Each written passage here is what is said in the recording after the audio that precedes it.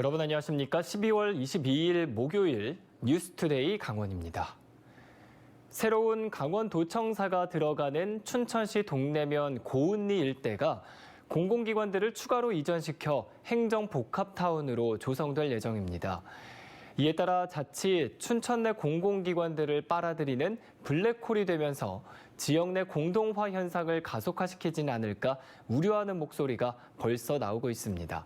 강화길 기자가 취재했습니다. 강원도 새 청사가 들어서는 춘천시 동래면 고은리입니다. 강원도는 10만 제곱미터를 개발하겠다고 발표했습니다. 그런데 불과 하루 만에 개발 계획이 10배로 커졌습니다. 이른바 행정복합타운 건설입니다. 동래면 고은리 443번지 일원에는 도청사를 포함한 100만 제곱미터 규모의 행정복합타운을 건설할 예정입니다. 10만 제곱미터는 도청사, 30만 제곱미터는 공공기관 입주, 60만 제곱미터는 상업 업무지구와 미디어타운으로 조성합니다. 춘천 내 공공기관의 연쇄 이전이 예상됩니다. 수차례 이전을 밝힌 강원도 교육청과 법원, 검찰이 우선 꼽힙니다. 비좁은 농협강원본부 등 금융권의 이전도 거론됩니다. 이처럼 강원도 행정복합타운은 춘천의 블랙홀이 될 전망입니다. 춘천시는 아예 법조타운 조성을 처음 밝혔습니다. 법원, 검찰이 이제 대승적으로 한번 아까 말씀하신 그 도청사 인근으로 오시고 거기를 통해 가지고 좀 하나의 법조타운을 좀 구성하는. 하지만 이 계획에 법원이 일단 반기를 들었습니다. 춘천지방법원은 도청과 업무 관련성이 별로 없어 도청 부근 이전을 고려하고 있지 않다고 했습니다. 다만 이전이 지연되고 입지 조건만 맞다면 이전을 검토할 수 있다는 애매한 입장을 취했습니다. 이처럼 기관들이 동반 이전할 경우 지역 내 공동화 현상은 불가피합니다.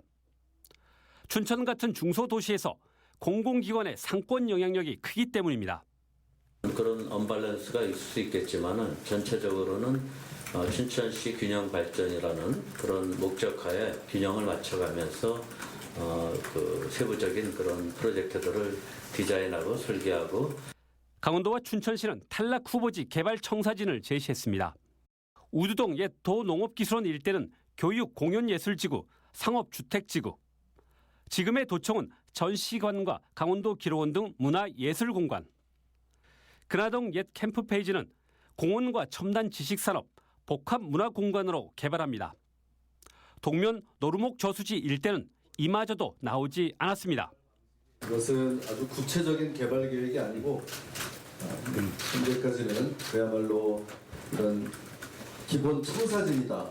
이걸 좀 알아주시면 좋겠습니다. 해당 지역 여론 수렴 과정도 없어 실현 가능성에 의문부호가 붙는 이유입니다. 공공기관 연쇄 이동에 미흡한 공동화 대책과 설익은 개발 계획. 당분간 춘천 지역사에 큰 혼란이 불가피해 보입니다. MBC 뉴스 강화길입니다.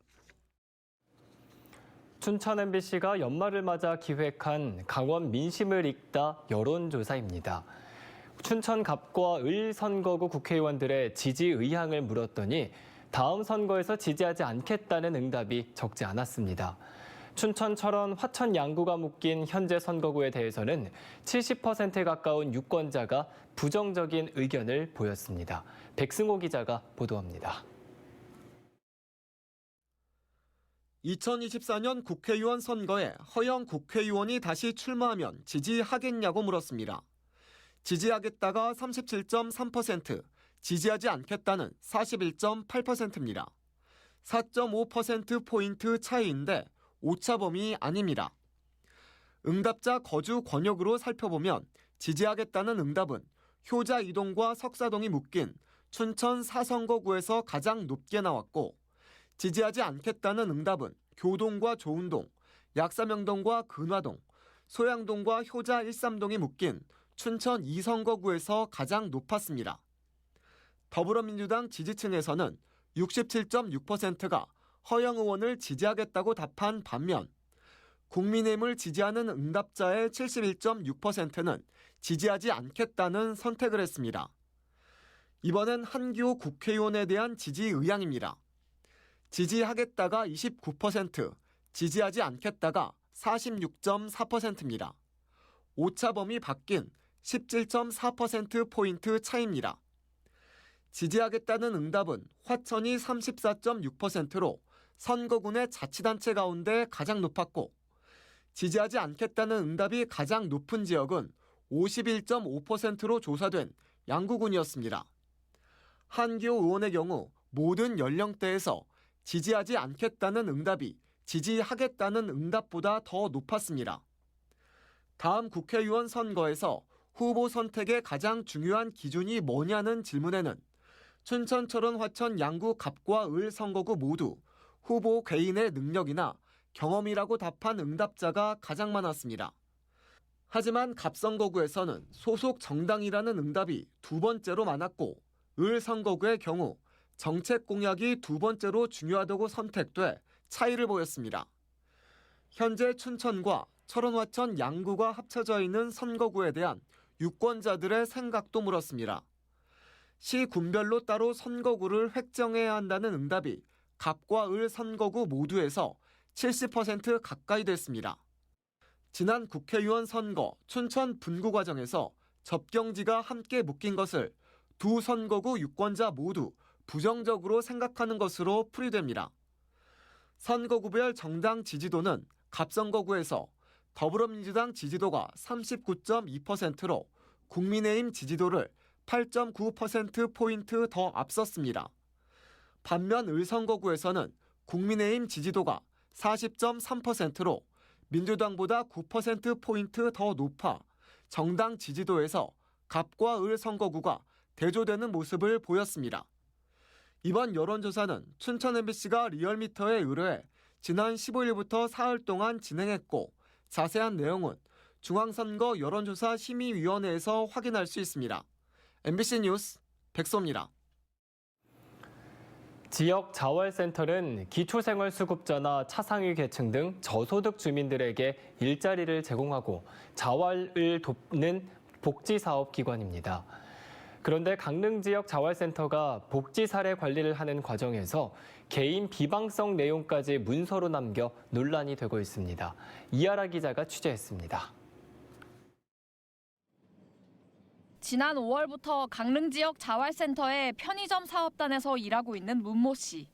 문 씨는 지난 9월 일하는 편의점 서류 뭉치에서 이상한 서류 한 장을 발견했습니다.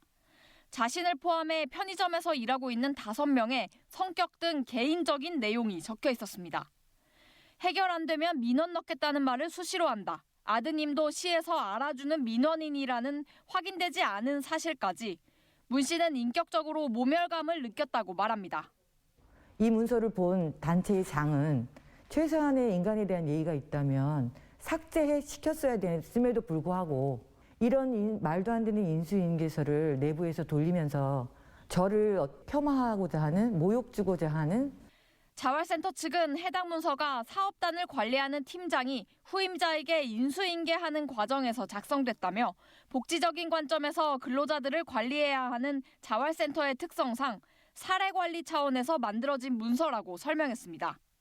그러면서도 인권 침해 등의 소지는 없지만 민감정보 관리에는 문제가 있었다며 서류가 유출된 부분에 대해서는 담당자를 징계했고 재발 방지를 위해 앞으로는 내부 시스템에만 자료를 남기기로 했다고 밝혔습니다. 사례관리 속에서는 단순 일만 지원해 주는 게 아니라 그 심리 정서적인 거, 그다음에 가족 체계나 이런 것들을 저희들이 다 이렇게 공유하고 서로 주의하자라고 하는 거죠. 문 씨는 국가인권위원회와 보건복지부에 진정을 제기했지만 조사 대상이 아니라는 이유로 각하 처분을 받았습니다. 전문가들은 복지 대상자 사례 관리 차원에서 이런 문서가 작성될 수 있지만 업무 관련성이 없는 개인 비방성 내용은 문제가 될 수 있다고 말합니다. 당사자분들의 동의와 업무 관련성에 따라서 다른 것 같습니다. 상담 기록을 어떤 목적으로 남겼냐가 중요한 것 같은데요. 블랙리스트나 아니면 이런 것들을 작성하기 위해 그런 상담 기록을 남겼다고 하면은 그것은 더 이제 인권 침해의 소지가 크죠. 함께 사는 세상을 위해 만들어진 자활센터가 누군가를 배척하는 방향으로 운영되고 있는 건 아닌지 세심한 점검이 필요해 보입니다. MBC 뉴스 이하라입니다. 시민 중심으로 시작된 원주 아카데미 극장 복원 사업이 추진 7년 만에 국비까지 확보하며 급물살을 타는 듯 했지만 원주시가 민선 8기 출범 이후 재검토하겠다고 입장을 바꾸면서 중단될 상황에 처했습니다. 원주시는 충분한 논의를 거쳐 결정하겠다고 밝혔는데 극장 복원 추진위원회는 사실상 사업을 포기하려 한다며 반발하고 있습니다. 권기만 기자가 보도합니다. 아카데미 극장 복원 사업은 사실 민선 7기 시정에서도 사업성이 없다며 포기한 사업이었습니다. 하지만 시민들로 구성된 보존추진위원회가 전국에서 원형이 가장 잘 남아있는 상영관이 하나뿐인 옛 단광극장의 가치를 찾아 알리고 시민 모금까지 진행하면서 결국 원주시의 극장 매입 결정을 이끌어냈습니다. 이후 문화체육관광부 공모사업에 선정되면서 국비를 확보하게 됐지만 원주시가 예산 편성을 하지 않고 있는 상황. 전체 사업비 60억 가운데 30억이 국비, 9억이 도비, 원주시가 부담해야 할 예산은 21억 원입니다. 원주시가 늦어도 내년 연말까지 관련 예산을 세워 사업을 추진하지 않으면 확보된 국비는 모두 사라지게 되고 앞으로 3년 동안 같은 사업으로는 국비를 신청할 수 없는 페널티도 받게 됩니다. 원주시장은 국비가 확보됐더라도 적지 않은 시 예산이 투입돼야 한다며 충분한 수기 절차를 거쳐 결정하겠다는 입장입니다. 그 결과 필요하다고 판단되면 전액 시비를 투입해서라도 사업을 추진하겠다고 말했습니다. 활용할 만한 그런 가치가 있다고 평가되면 국비 도비 안 받고도 시비만 가지고도 할 용의가 있습니다. 근데 문제는 저희가 선입견을 가지지 않고 이것을 다시 좀 판단을 좀 해보겠다는 거죠. 하지만 추진위 생각은 다릅니다. 지난 7년 동안 설문조사와 토론회 등을 통해 극장 복원과 관련한 시민들의 의견을 수렴하고 지금까지 왔는데 도대체 어떤 절차와 시간이 더 필요한 건지 이해하기 어렵다는 겁니다. 특히 원주시가 현장 방문이나 제대로 된 근거도 없이 사업 재검토 의견을 제시한 시장직 인수위의 제안을 그대로 수용한 점은 받아들이기 어렵다는 입장입니다. 우리가 해왔던 과정들 그리고 시민들 한 사람이 아니고 수많은 사람들이 아카데미를 살리기 위해서 돈 10,000원씩 모으는 그런 과정들도 있었거든요. 그런 것들에 대해서 좀 제대로 봤던 절차들이 있는지에 대한 궁금증이 들고요. 극장 바로 옆 주차장은 중앙동 도시재생 사업 국비로 매입해 문화공유 플랫폼을 조성하는데 아카데미 극장의 복원을 어느 정도 염두에 두고 추진된 사업입니다. 뿐만 아니라 침체된 구도심 활성화를 위한 다양한 사업과의 연계성도 큰 만큼 보다 넓은 시각에서 접근할 필요가 있습니다. MBC 뉴스 권기만입니다. 서울 거주자들의 강원도 주택 매매 거래량이 지난해 절반 수준에 머물렀습니다. 한국부동산원에 따르면 올해 1월에서 10월 서울 거주자의 강원도 주택 매매 거래량은 1,517건으로 지난해 같은 기간 3,210건보다 52.7%나 줄었습니다. 전국적인 거래량도 32,156건으로 지난해 동기 76,121건보다 57.8%가 줄었습니다. 이 같은 매매 저조는 고금리 상황에 전국적으로 주택가격 하락세가 이어지자 서울 거주자의 원정 투자가 사라지기 때문으로 분석되고 있습니다. 강원도와 강원도 일자리재단 산하 강원광역 여성 새로 일하기 센터가 강원도의 5인 이상 기업 100곳에 여성 근로자 104명을 조사한 결과 비정규직 근로자의 여성 비율이 76%로 높게 나타났습니다. 반면 여성 관리자는 23%에 불과했습니다. 또 임신, 출산, 육아 지원을 위한 법적 제도를 이용한다는 응답은 52.3%, 가족 돌봄 제도 32%, 유연 근무제 28% 순으로 나타났습니다. 강원도 일자리재단은 경력 단절 예방 지원 사업을 새로 발굴해 펼쳐나갈 계획이라고 밝혔습니다. 접경지역 농특산물 군납 수의 계약 물량이 2024년까지 70% 수준으로 유지됩니다. 한기호 국회의원에 따르면 국무조정실이 군 급식 개선 대책 상황 점검 회의를 통해 당초 2024년에 30%로 축소 예정이었던 군납 수의 계약 물량을 70%까지 유지하기로 결정했습니다. 또 군 당국에 품목 선택 권한을 부여했습니다. 한 의원은 앞으로 군납 농가와 함께 경쟁력을 높이기 위한 방안을 강구하겠다고 밝혔습니다.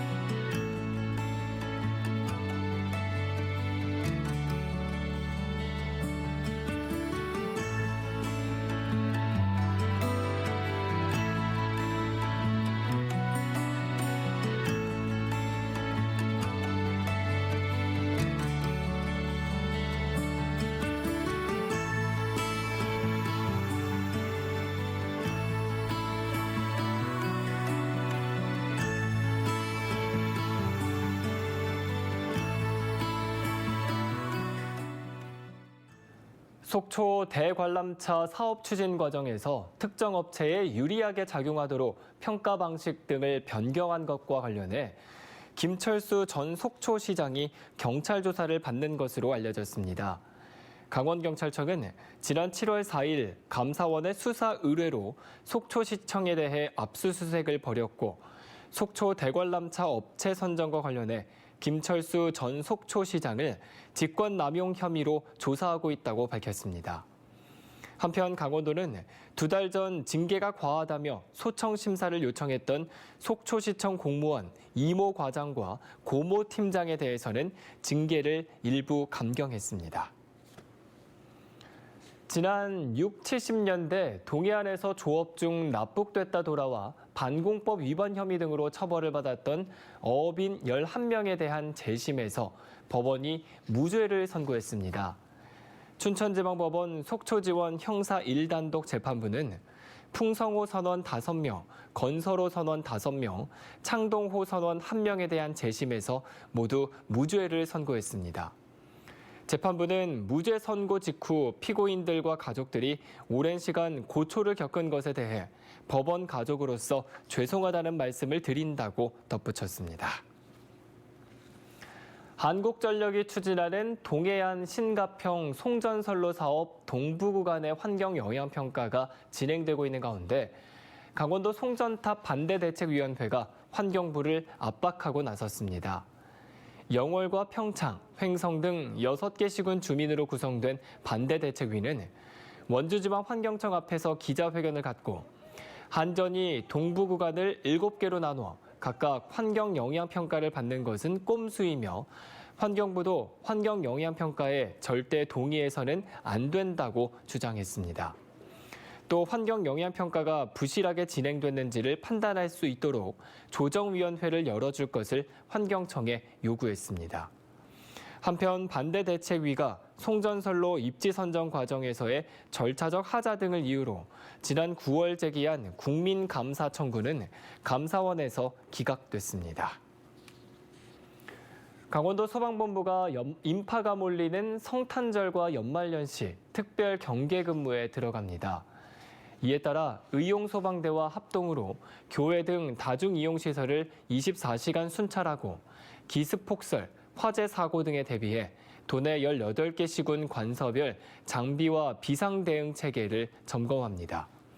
또 강릉 해맞이 축제 등 주요 행사장을 대상으로 규모에 따라 소방 인력을 배치하고 예방 순찰을 강화할 방침입니다.